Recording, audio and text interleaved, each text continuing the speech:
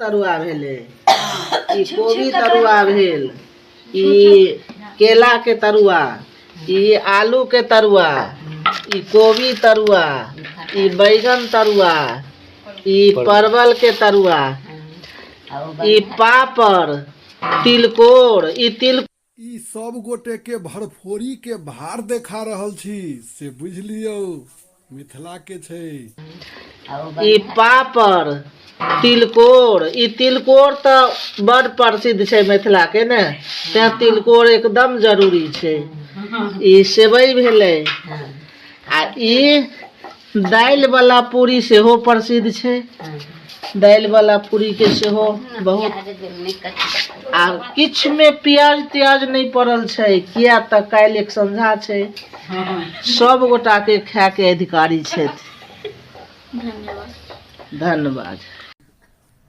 जय मिथिला, जय मैथिली।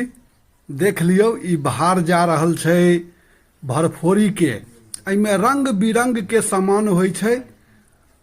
तो ई देख लियो भूजा छै, भूजा के सब आइटम, यानी चाउर के भूजा, मुरही, चना के भूजा, मूंगफली भूजल, मटर भूजल,